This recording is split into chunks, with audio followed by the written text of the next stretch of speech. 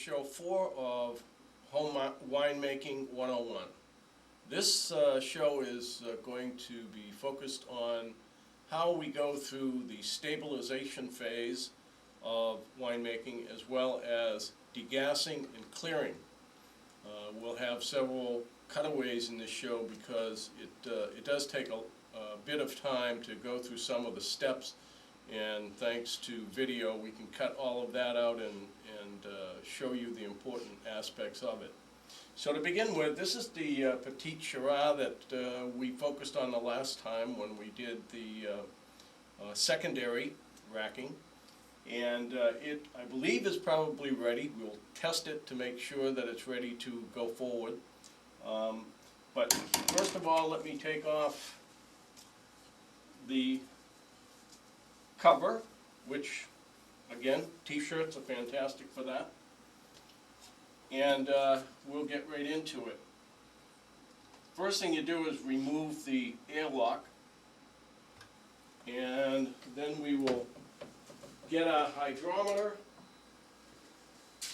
and our wine thief.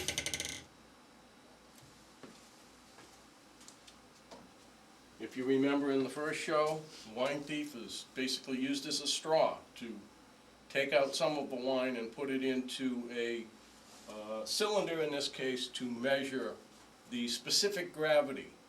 In this particular case, the instructions call for it to be at a 0.995 or less.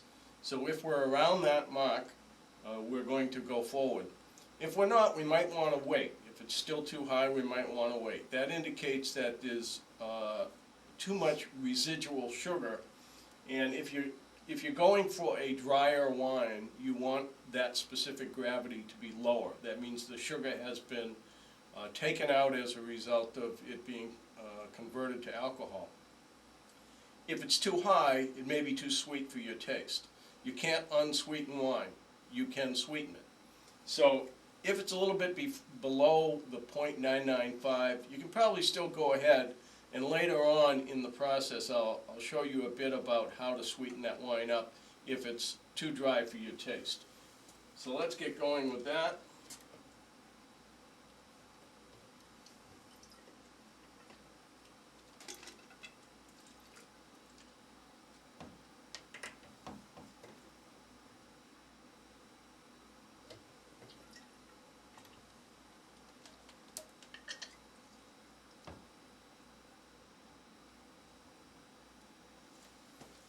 All right, we have, if we look on the scale here, we're basically at a 0.995. So it's at a perfect stage for us to go forward and go into the stabilization process.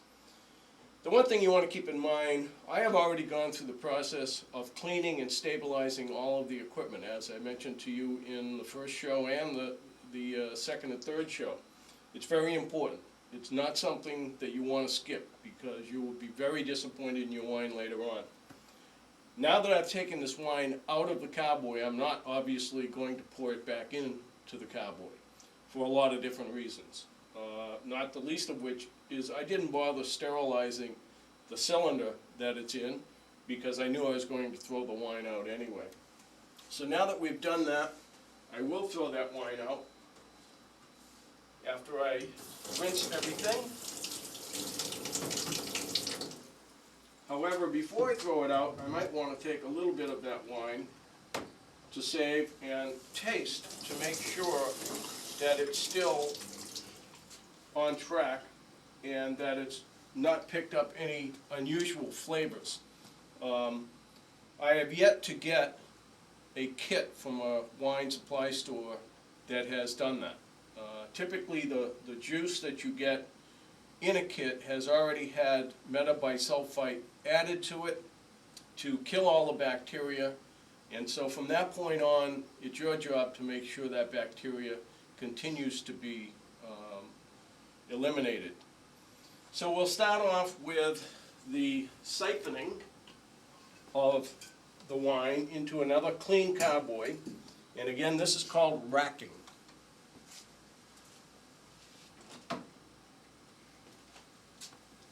Again, we use our siphon, make sure that any residual cleaner comes out of it.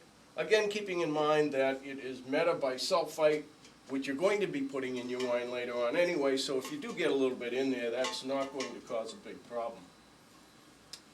You then insert the siphon into your carboy where the wine is, and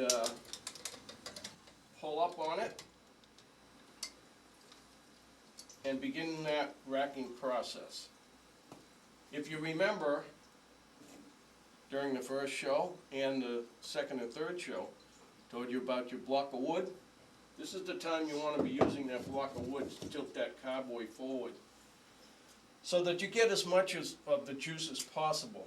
But this time we're going to try to leave the sediment that has gathered at the bottom in the old carboy. We don't want it to transfer if we can.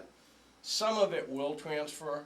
That's not an issue because we're going to go through a clearing stage that will cause those solids to drop rapidly to the bottom. And when I say rapidly, it's over a period of weeks, but rapidly, relatively speaking. So I will position this down in the lowest part of the carboy.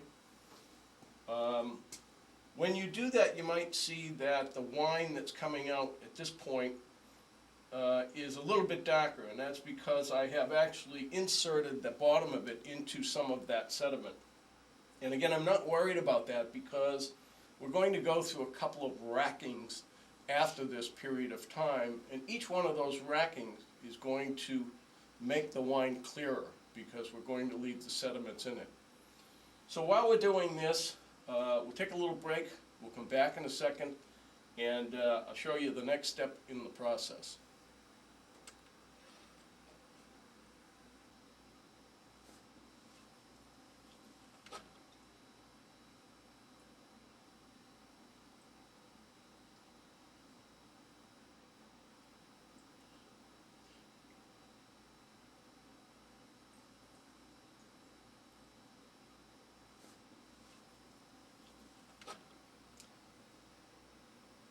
Okay, now that we've had an opportunity to get this into the new carboy, you can see that there is sediment at the bottom. We showed you a little bit of the sediment, the very dark color down at the bottom of the carboy. That is the solids from the grape juice that we started off with. And each one of your rackings that you do in the process, you will have a little bit of that, and you will get less as the rackings go on. So let me remove this.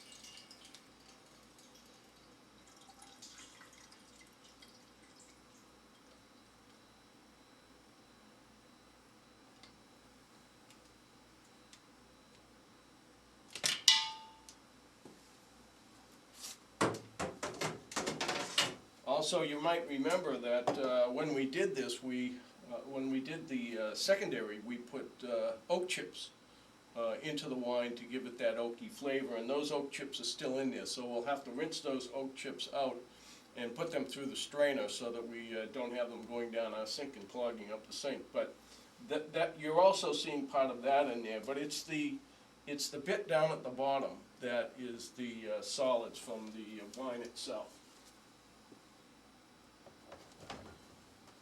Now, in each packet, or each kit, comes a packet of metabisulfite, and it's all measured out. You don't have to do any measuring on this. You simply take it, put it into a quarter of a cup of water, and put that into your wine mixture. And stir it. And once that's stirred, you then put in the sorbate, the potassium sorbate, which again comes in a small packet, and again that is measured out so that you don't have to do any measuring. I've already mixed the solutions in a quarter of a cup of cold water, and we will put those in first, and they ask you to do it in a certain order. So the metabisulfite would go in first, remembering that the metabisulfite is the same thing that we sterilize the wine equipment with, and it's meant to kill bacteria that you may have picked up during the process of your primary and secondary fermentation. I'm going to start off doing this the old-fashioned way by simply mixing that around. And then I'm going to show you the lazy man's way in a few minutes using the electric drill, which will help degas the wine much quicker. Now that that is basically mixed in there, we can put in the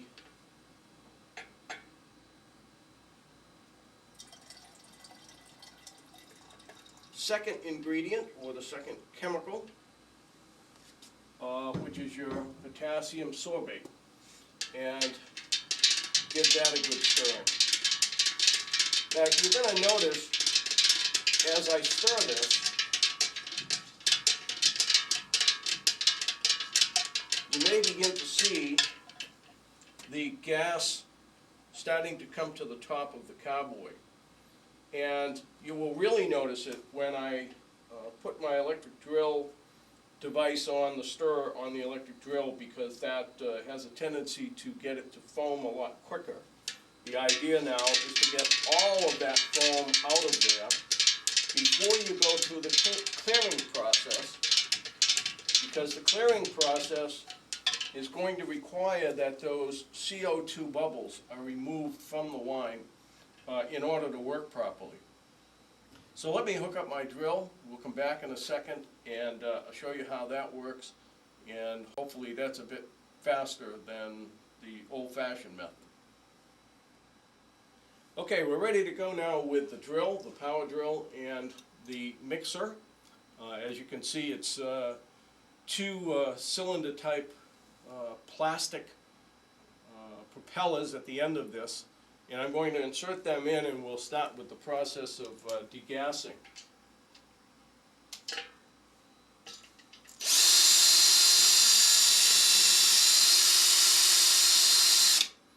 Now I should point out that this is probably one of the easiest places for you to have a little bit of a mistake, or it's not a mistake, but it can certainly be a mess if you're not careful, because a lot of people get into the power drill and just start cranking away at it, and when that happens, the gas at some point, because it's being churned up from inside of the wine, starts to surface quite quickly, and Mount Vesuvius is one of those things that you might think of when that happens.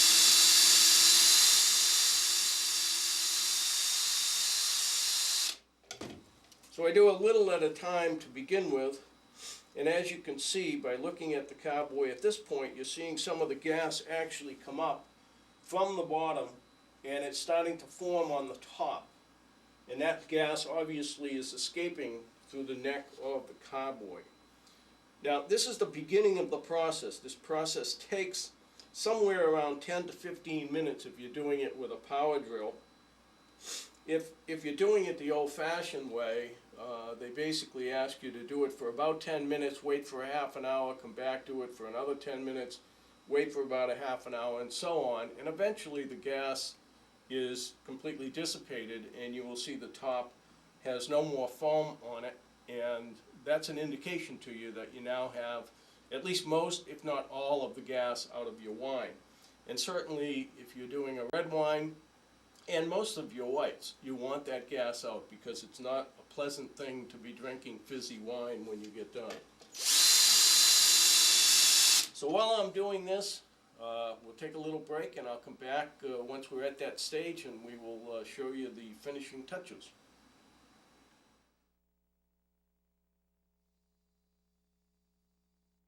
How to do the top off.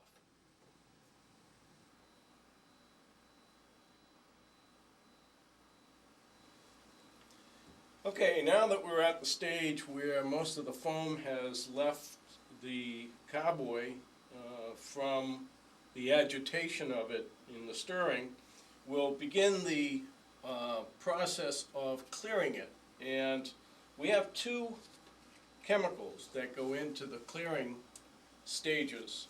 The first one is called silagel. The other one is called liquid gel.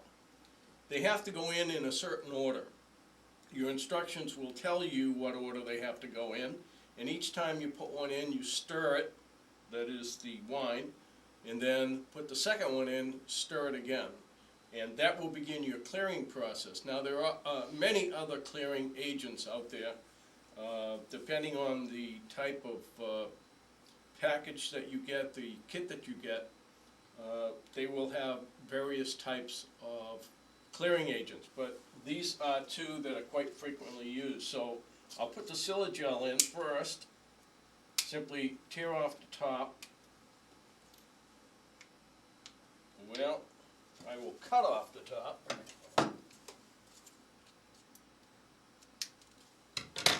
And squeeze the silagel into the carboy.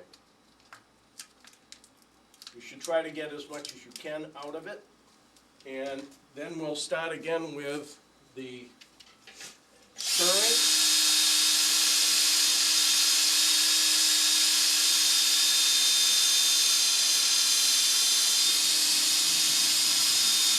And again, you may see more foam come up at this point, and that's fine, because every time you stir it, you're going to see a little bit more foam come up. More of the CO2 will be released, and that's exactly what you want. You'll also have some of that CO2 eliminated during racking. So when you rack from one container to the other, you'll eliminate some of that CO2 as well. So now I'll put the liquid gel in there.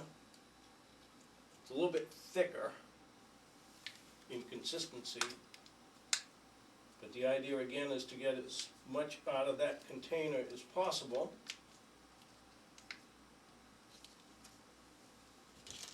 And go through the stirring process again.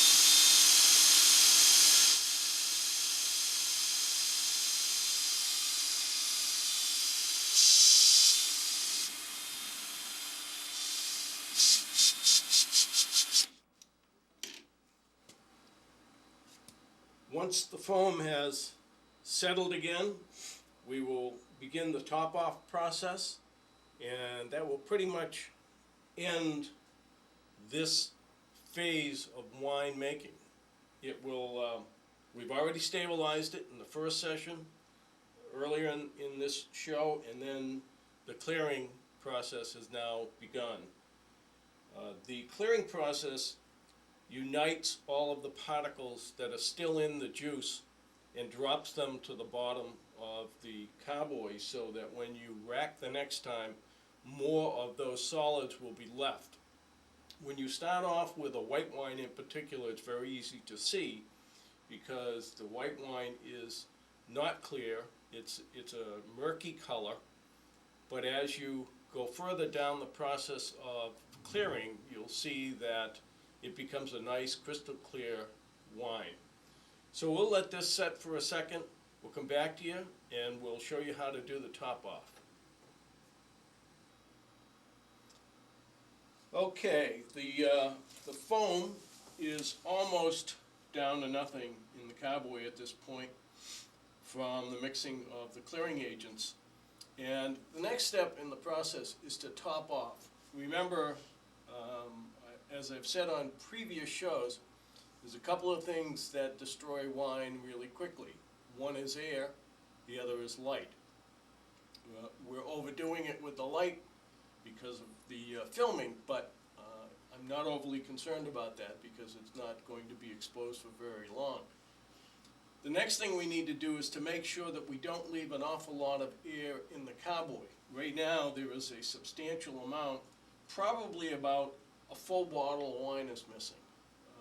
And that is because when you come from your secondary and you siphon out the wine and leave the solids behind, you're going to have less juice in your carboy. So the process then is to top it off with wine of the same type. Or at least, if you can't get the same type, something very similar.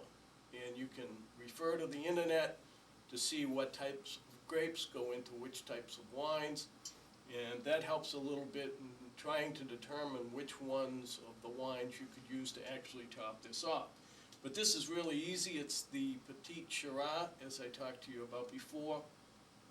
And you can use Shiraz or you can use Shiraz, and they're basically the same grape.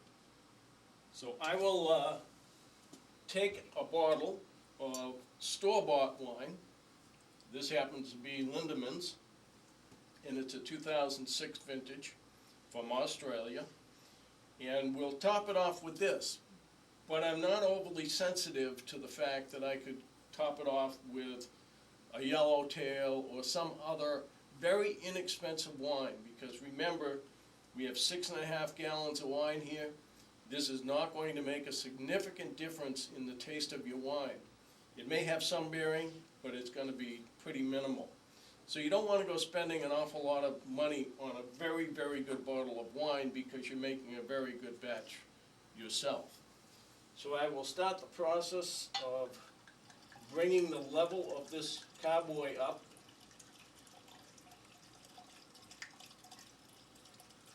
And this may actually take more than a bottle of wine.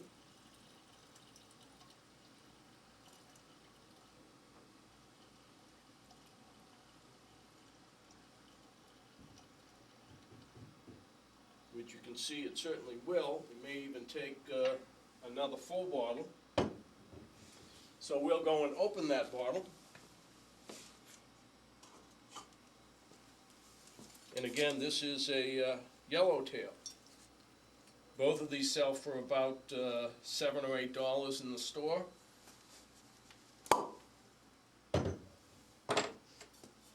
So they're not excessively expensive, but they will do the trick.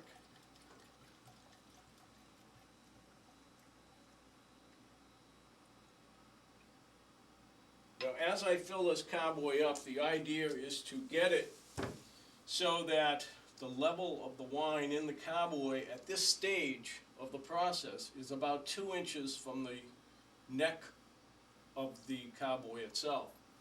And the reason for that, as I mentioned, to keep as much air out of the carboy as possible. You do need some air in the carboy, and as you will see later, you do need some air in a bottle. And the reason for that limited amount of air is to cause the aging. So we don't want to fill it right to the top because there would be nothing in there to help the wine age.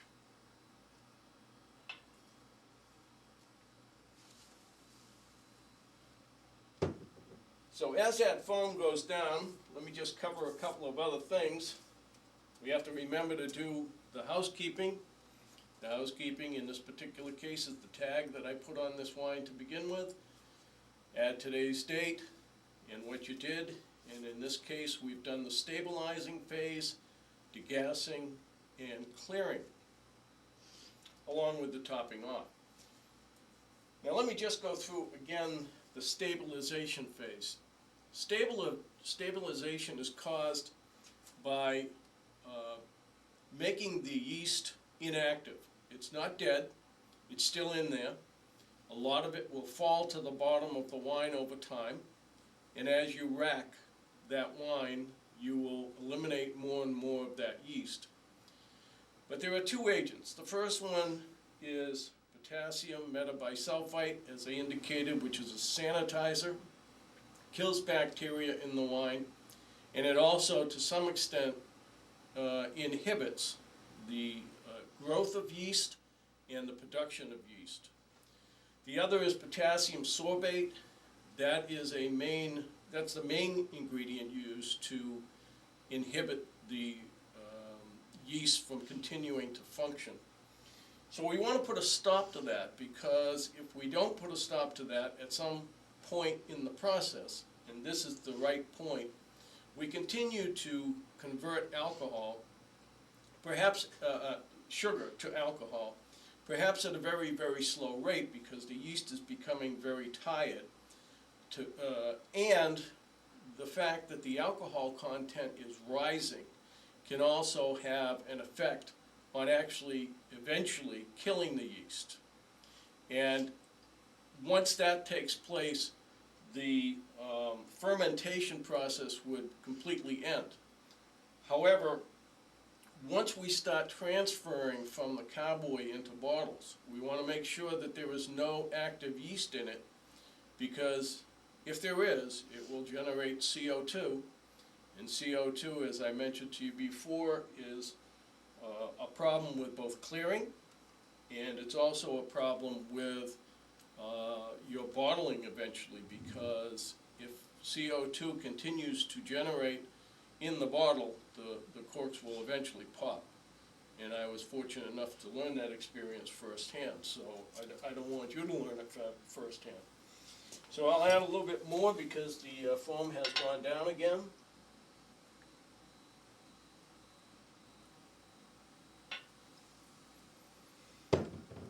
Then the second phase that we went through today was the degassing, and it's a very important process. As I mentioned before, you do not want bubbly wine unless you're intending to make bubbly wine, which is sparkling wine, and you want most of the CO2 removed. That is done by stirring it, and you can do it the old-fashioned way, which takes quite a bit of time and several hours, or you can do it the faster way with the drill, as I showed you earlier. If you do not degas, the clearing process will not be as rapid, and in fact may not happen at all. You may wind up with a very cloudy wine. So you want to get as much gas out of it as possible, keeping in mind that you're going to rack this bottle or carboy of wine a couple of more times at least, and during that process more of the CO2 will be released because you're transferring the wine from one carboy to the other. One other thing that I mentioned before in the secondary process, and I want to mention it again, you want to be very careful not to splash your wine. Splashing the wine causes a couple of things. One, it causes it to soak up more air and oxygen, and that's a problem because it destroys wine. The second problem is you don't want to bruise your wine. Believe it or not, you can bruise it. And you won't be able to see that necessarily, but you will be able to taste it. So we're pretty much at the end of the process. At this point, I'm going to take an airlock, as we normally do, and I'm going to put the cap on after I put the metabisulfite in it, connect it to the bung, and insert it into the carboy. The last step is protecting it from the light and putting its t-shirt back on.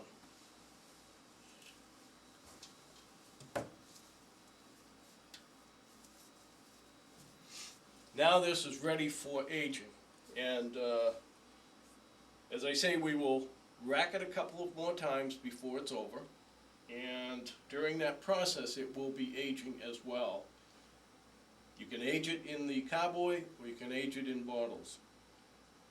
We'll be back to you again with another show. The next show we'll be talking about bottling. So you want to always save your bottles so that you don't have to buy them. And when we come back the next time, we'll be ready to bottle at least one of the wines that I have going in the wine cellar at the moment. I want to thank you once again for watching, and hope you come back to see us on the next show.